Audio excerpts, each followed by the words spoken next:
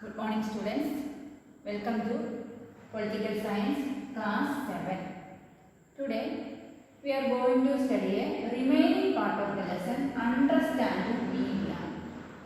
We have already learned about media, public protest, balance reporter, censorship, broadcaster.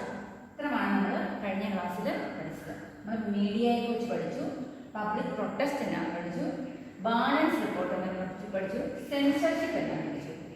ഇന്ന് പഠിക്കാൻ പോകുന്നതാണ് broadcast, setting agenda and local media. ഇന്ന് നമ്മൾ പഠിക്കാൻ പോകുന്ന ടോപ്പിക്സ് ആണ് ഈ 3 ടോപ്പിക്സ് ആണ് ഇന്ന് നമ്മൾ പഠിക്കാൻ പോകുന്നത്. Okay, setting agendas. The media also plays an important role in deciding what stories to focus on and therefore decides on what is newsworthy. For example, the annual function at your school is unlikely to make the news, but if a famous actor is invited as the chief guest, then the media might be interested in covering it. അപ്പം media ഒരു important role play ചെയ്യുന്നുണ്ട്.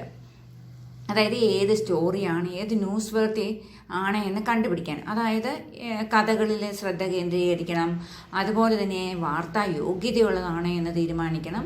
അതൊക്കെയാണ് media ചെയ്യുന്നത്. ഉദാഹരണത്തിന് നിങ്ങളുടെ സ്കൂളിലെ വാർഷിക സ്കൂളിലെ പ്രവർത്തനം വാർത്തയാക്കാൻ സാധ്യമല്ല. എന്നാൽ ഒരു പ്രശസ്ത നടനെയോ അല്ലെങ്കിൽ മുഖ്യ അതിഥിയായി ക്ഷണിച്ചാൽ അത് മാധ്യമങ്ങൾക്ക് താല്പര്യമുണ്ടാകും. അതായത് ഏതെങ്കിലും ഒരു പ്രത്യേക വിഷയങ്ങളിൽ ശ്രദ്ധ കേന്ദ്രീകരിക്കുന്നു, അതിനെയാണ് മാധ്യമങ്ങൾ സ്വാധീനിക്കുന്നത്. Okay, then next, by focusing on particular issues the media influences our thoughts, feelings and actions and brings those issues to our attention. Due to the significant influence it plays in our lives and it shaping our thoughts, it is commonly said that the media sets the agenda. അപ്പം media എന്ന് പറയുന്നത് ജനങ്ങളുടെ ചിന്തകളെയും വികാരങ്ങളെയും പ്രവർത്തനങ്ങളെയും media കൊണ്ടുവരുന്നു. പ്രശ്നങ്ങൾ ജനങ്ങളുടെ ശ്രദ്ധയിൽപ്പെടുത്തുന്നു. അതായത് നമ്മുടെ ജീവിതത്തിലും നമ്മുടെ രൂപീകരണത്തിലും വഹിക്കുന്ന സ്വാധീനം, ചിന്തകൾ മാധ്യമങ്ങൾ നമ്മെ സജ്ജമാക്കുകയാണ് ചെയ്യുന്നത്. അങ്ങനെ സാധാരണയായി പറയാറുള്ളത് എന്തിനെയാണ്? സെറ്റ് ദ അജണ്ട എന്നാണ് അതിനെ പറയുന്നത്. Okay, very recently the media drew our attention to alarming levels of pesticides in cola drinks. അപ്പോൾ വളരെ അടുത്തിടെ മാധ്യമങ്ങൾ ജനങ്ങളുടെ ശ്രദ്ധയെ ആകർഷിച്ച ഒരു സംഭവമാണ് കോള പാനീയങ്ങളിലെ കീടനാശിനികളുടെ അളവ്. They published reports that indicated the high level of pesticides and thus made us aware of the needs to regularly monitor these colas according to international quality and safety standards. അപ്പോൾ മീഡിയ ഇതിനെക്കുറിച്ചുള്ള റിപ്പോർട്ടുകളൊക്കെ നമ്മളെ മനസ്സിലാക്കുന്നു. ഇപ്പോൾ കീടനാശിനികളും അതിൻ്റെ ആവശ്യകതയെക്കുറിച്ചും ജനങ്ങളെ ബോധവാന്മാരാക്കുന്നു, അല്ലേ? അങ്ങനെ നമ്മൾ കോളയെ നിരീക്ഷിക്കുകയൊക്കെ ചെയ്യുന്നു. അന്താരാഷ്ട്ര നിലവാരവും സുരക്ഷാ മാനദണ്ഡങ്ങളും ഒക്കെ സർക്കാരിൻ്റെ എതിർപ്പിനെ അവഗണിച്ച് അവരിത് ചെയ്ത് കോളകൾ സുരക്ഷിതമാണെന്ന് അല്ലേ പ്രഖ്യാപിക്കുകയല്ലേ ചെയ്യുന്നത്. അത് നമ്മളെ മനസ്സിലാക്കുവാനായിട്ട് മീഡിയയ്ക്ക് സാധിക്കുന്നു. ഓക്കെ, അപ്പം media positively help us focus on an issue that affects our lives. അതായത് മീഡിയ നമ്മളെ നമുക്ക് ഹെൽപ്പാണ് ചെയ്യുന്നത്. മീഡിയ നമുക്ക് ഹെൽപ്പ് ചെയ്യുന്നു, അല്ലേ? അതുപോലെ തന്നെ ഇപ്പോൾ ഇതിനെക്കുറിച്ചൊക്കെ നമുക്ക് മനസ്സിലാക്കുവാനായിട്ട് മീഡിയയുടെ റിപ്പോർട്ടിങ്ങിൽ കൂടിയാണ് നമ്മൾ ഇതൊക്കെ മനസ്സിലാകുന്നത്. Okay, next, there are several instances when the media fails to focus on issues that are significant in our lives. For example, drinking water is a major problem in the country. Every year, thousands of people suffer and die because they do not get safe drinking water. അപ്പോൾ ഈ മാധ്യമങ്ങളൊക്കെ പരാജയപ്പെടുന്നതിന് നിരവധി ഉദാഹരണങ്ങളുണ്ട്. ഏതൊക്കെയാണെന്ന് നോക്കി. ജനങ്ങളുടെ ജീവിതത്തിൽ പ്രാധാന്യമുള്ള പ്രശ്നങ്ങളിൽ ഇവർ ശ്രദ്ധ കേന്ദ്രീകരിക്കാൻ, അതായത് ഉദാഹരണത്തിന് കുടിവെള്ളം ഒരു പ്രധാന പ്രശ്നമാണ്. അപ്പോൾ രാജ്യം ഓരോ വർഷവും ആയിരക്കണക്കിന് ആളുകൾ ഇതിനു വേണ്ടി കഷ്ടപ്പെടുന്നു. അവർ സുരക്ഷിതമായ കുടിവെള്ളം ലഭിക്കാതെ ചിലരൊക്കെ മരിച്ചു പോകാൻ ഇടയുണ്ട്. എന്നാൽ മാധ്യമങ്ങൾ ഇത് ചർച്ച ചെയ്യുകയോ അത് വിരളമായിട്ട് അവർ ചർച്ച ചെയ്യുന്നുള്ളൂ. ഈ ഇഷ്യൂസ് അങ്ങനെ അവർ വിരളമായിട്ട് ചർച്ച ചെയ്യുന്നുള്ളൂ. A well known Indian journalist wrote how the fashion week in which clothes designs show their news creations to rich people formed the front page headlines of all the newspapers while several slums were being demolished in Mumbai the very same week, and this was not even noticed.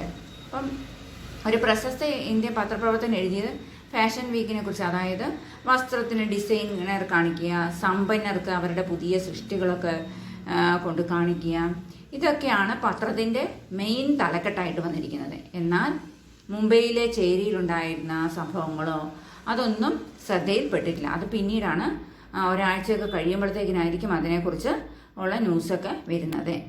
Okay, as citizens of the democracy, the media has a very important role to play in our lives because it is thought the media that we hear about issues related working of the government. അപ്പോൾ ഒരു രാജ്യത്തിൻ്റെ ഒരു പൗരൻ എന്ന നിലയിൽ, ജനാധിപത്യ രാജ്യത്തെ ഒരു പൗരൻ എന്ന നിലയിൽ മാധ്യമങ്ങൾക്ക് വളരെ പങ്കുണ്ട് അല്ലേ. അതായത് നമ്മുടെ ജീവിതത്തിൽ പ്രധാന പങ്ക് വഹിക്കേണ്ടി വരുന്നുണ്ട് മാധ്യമങ്ങൾ. അതായത് ഗവൺമെൻറ്റിൻ്റെ പ്രവർത്തനവുമായി ബന്ധപ്പെട്ട പ്രശ്നങ്ങളെക്കുറിച്ച് നാം കേൾക്കുന്നത് ഏതുവഴിയാണ്? മാധ്യമങ്ങളിലൂടെയാണ് അല്ലേ. ഗവൺമെൻറ്റിൻ്റെ പ്രവർത്തനങ്ങളൊക്കെ നമ്മൾ അറിയുന്നത് ഏതിൽ കൂടിയാണ്? മാധ്യമങ്ങളിൽ കൂടിയാണ്. പിന്നെ അതുപോലെ തന്നെ എന്താണ് നെക്സ്റ്റ് നോക്കിയേ, set the media decides what to focus on and in this way it set the agenda. The government can at times prevent the media from publishing a story and this is called censorship. അപ്പോൾ ഇതുപോലെ തന്നെ സർക്കാരിന് ചില സമയങ്ങളിൽ മാധ്യമങ്ങളെ തടയുവാനായിട്ട് കഴിയും. ഒരു story പ്രസിദ്ധീകരിക്കുന്നത് ചിലപ്പോൾ സർക്കാരിന് തടയാനായിട്ട് പറ്റും. അതിനെയാണ് നമ്മൾ സെൻസർഷിപ്പ് എന്ന് പറയുന്നത്. Nowadays, media's close relationship with the business often means that a balanced report is difficult to come by. Given this, it is important for us to be aware that the factual information that a news reporter provides is often not complete and can be one-sided. അപ്പോൾ എന്താണ്, ഏകപക്ഷീയമായ ഒരു side മാത്രമേ പൂർത്തിയാക്കുവാനായിട്ട് സാധിക്കുന്നുള്ളൂ. അതായത് നമ്മൾ balance report പഠിച്ചായിരുന്നു. അപ്പം ബിസിനസ്സുമായി മാധ്യമങ്ങൾ അടുത്ത ബന്ധമുണ്ട് മിക്കപ്പോഴും അല്ലേ. അപ്പം അത് ബാലൻസ് റിപ്പോർട്ട് പബ്ലിഷ് ചെയ്യാൻ വളരെ പാടാണ്. അപ്പം അതൊരു വാർത്താ റിപ്പോർട്ട് നൽകുന്നതിൽ വസ്തുതാപരമായ വിവരങ്ങൾ പലപ്പോഴും പൂർത്തിയാക്കാനായിട്ട് അവർക്ക് സാധിക്കുന്നില്ല. അപ്പം വൺ സൈഡ് മാത്രമേ അവർക്ക് പൂർത്തിയാക്കാനായിട്ട് കഴിയുന്നുള്ളൂ. ദെൻ നെക്സ്റ്റ് ലോക്കൽ മീഡിയ എന്ന് പറയുന്നതാണ് recognizing that the media will not be interested in covering small issues that involving ordinary people and their daily lives. അപ്പോൾ മാധ്യമങ്ങൾക്ക് സാധാരണക്കാർ ചെറിയ പ്രശ്നങ്ങളൊന്നും ഉൾക്കൊള്ളിക്കുന്നതൊന്നും വലിയ താല്പര്യമൊന്നുമില്ല. അവരുടെ several local groups have come forward to start their own media. Several people use community radio to tell farmers about the prices of different crops and advise them on the use of seeds and fertilizers. അതുപോലെ തന്നെ എന്താണ്, വിളകളെക്കുറിച്ച് കർഷകരോട് പറയുവാനായിട്ട് radio വിത്തുകളുടെയും രാസവളങ്ങളുടെയും ഉപയോഗങ്ങളെക്കുറിച്ച് അവരെ ഉപദേശിക്കുന്നു അല്ലേ.